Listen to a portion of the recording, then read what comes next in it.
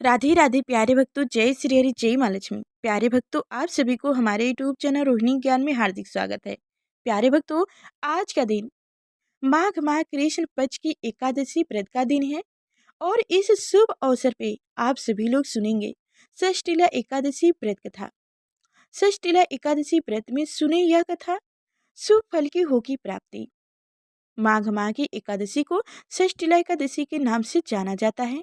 मान्यताओं के अनुसार षष्टिला एकादशी विधि पूर्वक व्रत और पूजा अर्चना करने से साधक को धन्य धान और समृद्धि की मोक्ष की प्राप्ति होती है। जो लोग षष्टिला एकादशी का व्रत करते हैं, कहा जाता है कि उन्हें षष्टिला एकादशी की व्रत कथा का पाठ अवश्य करना चाहिए, अवश्य कथा सुनना चाहिए। सनातन धर्म में एकादशी व्रत महत्वपूर्ण माना गया है। हिंदू पंचांग के अनुसार माघ माह के कृष्ण पक्ष की एकादशी तिथि को षष्टिला एकादशी के नाम से जाना जाता है। इस बार षष्टिला एकादशी 6 फरवरी को है। मान्यता है कि षष्टिला एकादशी व्रत करने से साधक को धन निधान और समृद्धि मोक्ष की प्राप्ति होती है। जो लोग षष्टिला एकादशी का व्रत करते हैं, उन्हें षष्टिला एकादशी की व्रत कथा का पाठ अवश्य करना चाहिए, अवश्य व्रत कथा सुनना चाहिए, वरना पूजा का पुण्य फल प्राप्त नहीं होता है। तो चलिए सुनते हैं षष्टिला एकादशी व्रत कथा। इस कथा को ध्यान पूर्वक सुनिएगा। और कथा सुनने से पहले आप सभी लोग को बता दें कि हमारे चैनल को नए हैं तो लाइक कर चैनल को सब्सक्राइब कर लीजिएगा और कमेंट में जय श्री हरि अवश्य लिखेगा। प्यारे भक्तों, आप सभी की एक लाइक कमेंट चैनल की सब्सक्राइब हमें बहुत खुशी देती है। पूरी हमारी मेहनत की यही एक फल होती है। तो लाइक कर चैनल को सब्सक्राइब अवश्य करिएगा और कमेंट में जय श्री लिखना ना भूलिएगा। प्यारे भक्तों, तो चलिए अब कथा ध्यानपूर्वक सुनिएगा।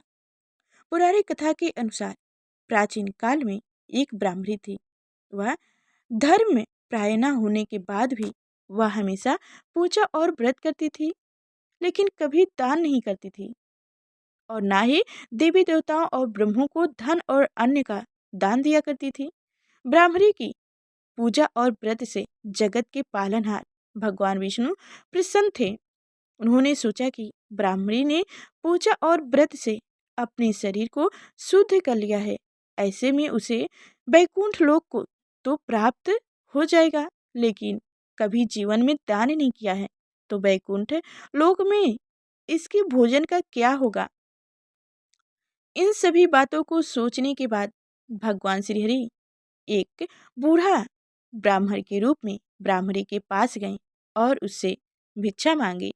भगवान विष्णु के वेश में साधु को ब्राह्मणी ने भिक्षा में एक मिट्टी का ढेला दे दिया। भगवान उसे लेकर बैकुंठ लोक में लौट आए। कुछ समय के पश्चात ब्राह्मणी का देहांत हो गया। देहांत होने के बाद वह बैकुंठ लोक में आ गई। ब्राह्मणी को भिक्षा में मिट्टी को देने की वजह से बैकुंठ लोक में महल प्राप्त हुआ, लेकिन उनके घर में अन्न आदि कुछ भी नहीं था। इस सब देख भगवान श्री हरि से ब्राह्मणी ने बोला कि मैंने जीवन में सदैव पूजा और व्रत किया, लेकिन मेरे घर में कुछ भी नहीं है। भगवान ने उसकी समस्या सुनकर कहा कि तुम वैकुंठ लोक की देवियों से मिलकर षष्टिला एकादशी व्रत और दान का महत्व सुनो, उसका पालन करो, तुम्हारी सारी गलतियां माफ होगी और मनोकामनाएं पूरी होगी। ब्राह्मणी ने देवियों से षष्टिला एकादशी का महत्व सुन और इस बार व्रत करने के साथ तिल का दान किया। मान्यताओं के अनुसार षष्टिला एकादशी के दिन व्यक्ति जितने तिल का दान करते हैं, उतने हजार वर्ष तक बैकुंठ लोक को सुख पूर्वक बैकुंठ लोक में सुख पूर्वक रहते हैं। जय श्री हरि, जय माँ लक्ष्मी। कथा समाप्त हुई। अब आप सभी लोग सुनिए षष्टिला एकादशी पर कैसे करें भगवान विष्णु की पूजा। सूर्योदय से पहले उठकर जल में गंगा जल मिलाकर स्नान करें।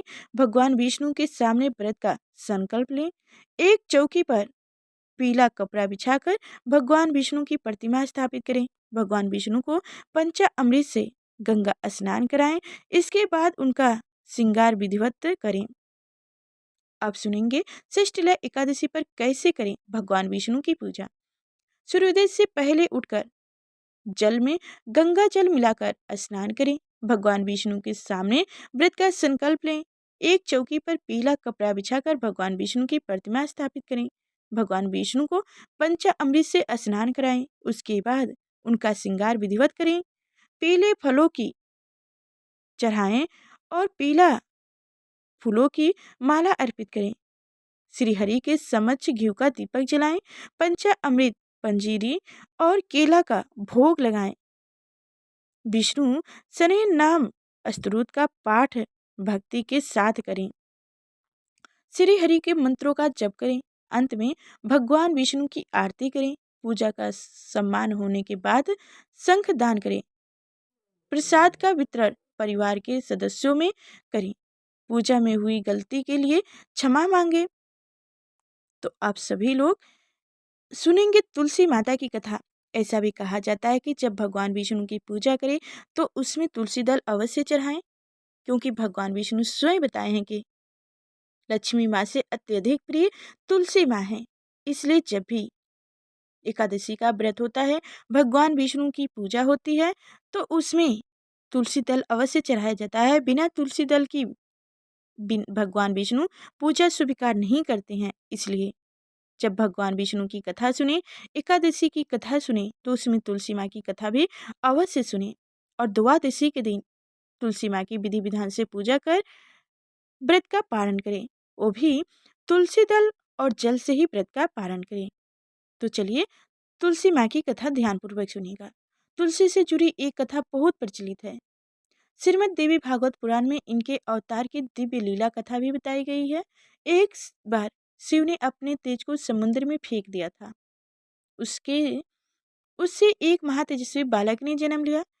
यह बालक आगे चलकर जलंधर के नाम से प्राक्रमिक दैत्य राजा बना। उसकी राजधानी का नाम जलंधर नगरी था। दैत्यराज काल नमी की कन्या वृंदा का विवाह जलंधर से हुआ। जलंधर महाराक्षस था, अपनी सत्ता के मध्य में चूर।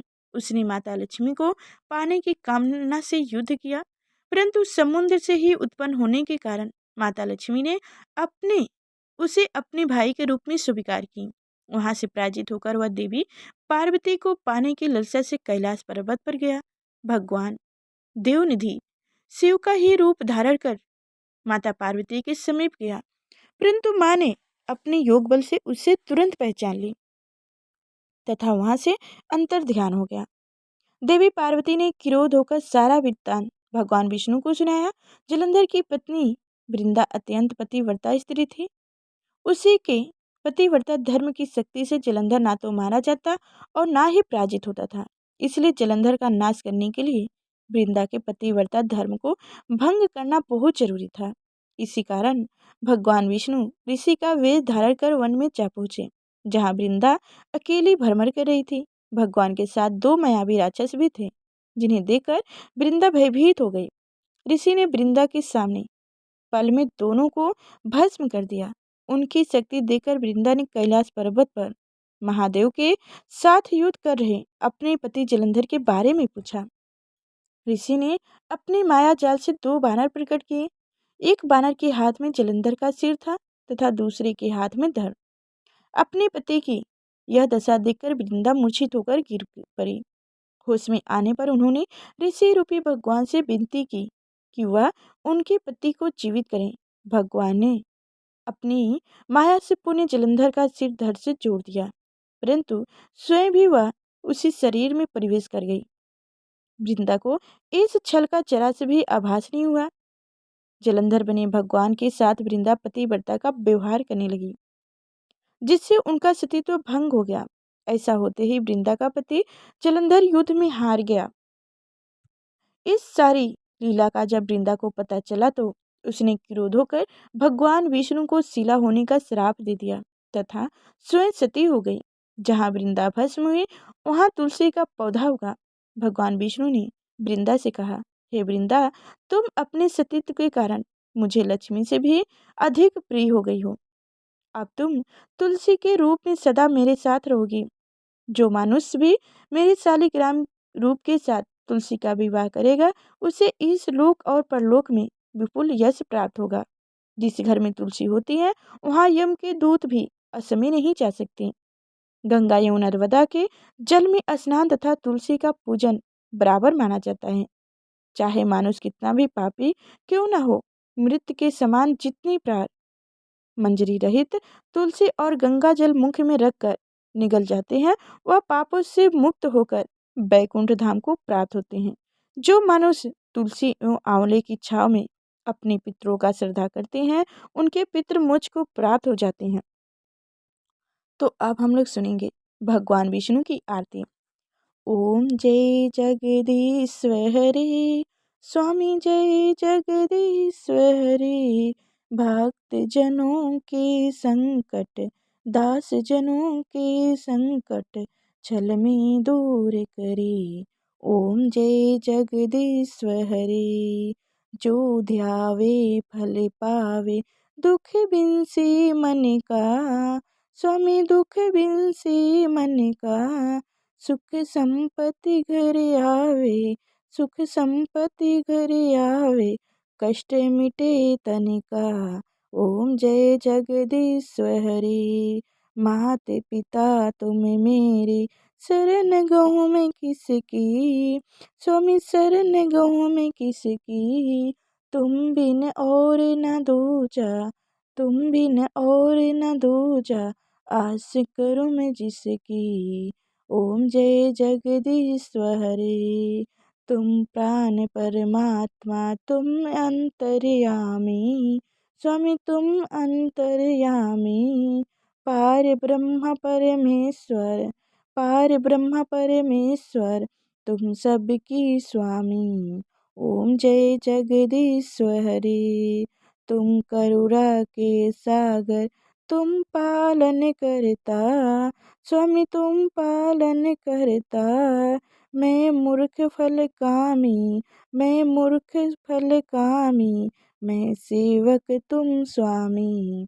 कृपा करो भक्तन। ओम जय जगदीश्वरे। तुम हो एक गोचर जो, सबकी प्राणपति। स्वामी सबकी प्राणपति, किस विधि मूल त्यामन, किस विधि मूल त्यामन, तुमको मैं कुमित। ओम जय जगदीश्वरे। दिन बंधु दुख हरता, ठाकुर तुम मेरे। स्वामी रक्षक तुम मेरे। अपने हाथ उठाओ, अपने शरीर लगाओ, द्वार परे तेरे। ओम जय जगदीश्वरे।